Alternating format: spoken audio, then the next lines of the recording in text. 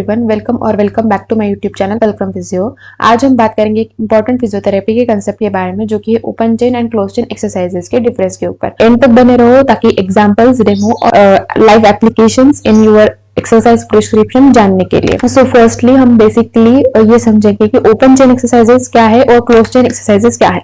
Open chain exercises में क्या होता है, इसमें लिंग का डिस्टल सेगमेंट जैसे कि फुट, हैंड फ्री होता है और वो मूव करता है। ये एक्सरसाइज आइसोलेटेड मसल ग्रुप्स पे काम करती है। Usually non weight bearing exercises ये होती है, जैसे कि हम समझ सकते हैं कि leg extension machine, straight leg raises, seated knee extension, bicep curls. अगर आपको ओपन चेन एक्सरसाइज को याद रखना है तो ओपन रहता है। क्या ओपन रहता है? डिस्टल सेगमेंट ओपन रहता है टू या फिर फ्री टू मूव होता है, तो इसी वजह से क्या होते हैं, ओपन चेन एक्सरसाइजेस होते हैं। बट क्लोज चेन एक्सरसाइज में इसके अपोजिट होता है कि डिस्टेंस सेगमेंट फिक्स हो जाता है किसी सरफेस पे, लाइक ग्राउंड या फिर किसी मशीन से फिक्स हो जाता है, जिसकी वजह से पर्टिकुलर एक आइसोलेटेड ग्रुप पे नहीं तो काफी मल्टी जॉइंट या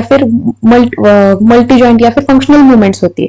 जैसे कि ये मूवमेंट्स यूजुअली वेट बियरिंग होती है, जैसे कि squats, setups, pushups, wall sets, ये सब जो है वो क्लोज चेन एक्सरसाइजेस। अभी इसके अगर डिफरेंस हम अगर देखें तो क्या होता है, ओपन चेन एक्सरसाइज में डिस्टल सेगमेंट फ्री होता है और क्लोज चेन एक्सरसाइज में डिस्टल सेगमेंट फिक्स्ड होता है। मसल फोकस जो है आइसोलेटेड ग्रुप पे होता है और क्लोज चेन में मल्टीपल मसल ग्रुप्स में होता है। Joint movement one joint movement होती है ओपन चेन एक्सरसाइजेस में और क्लोज चेन एक्सरसाइज में मल्टीपल जॉइंट मूवमेंट्स होती है। स्टेबिलिटी ज्यादा कम रिक्वायर्ड होती है ओपन चेन इसमें, और क्लोज चेन एक्सरसाइजेस में मोर स्टेबिलिटी इज रिक्वायर्ड। अभी इसके और भी कुछ डिफरेंसेस हैं जो कि इसका टेबल में अभी आपको स्क्रीन पे शो कर रही हूँ। अभी इसका क्लिनिकल एप्लीकेशन समझते हैं।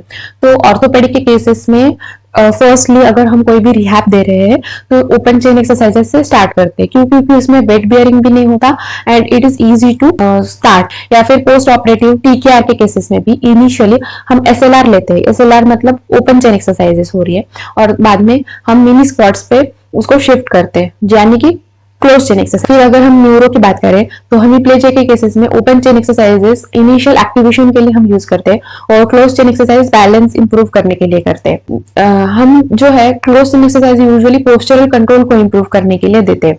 अब इसके कुछ एडवांटेजेस हैं और कुछ डिसएडवांटेजेस भी है। अब ओपन चेन के एडवांटेजेस ऐसे है कि आइसोलेटेड मसल ग्रुप की स्ट्रेंथनिंग होती है, लेस बैलेंस रिक्वायर्ड होता है, good for early stage rehab, अच्छा होता है इसलिए।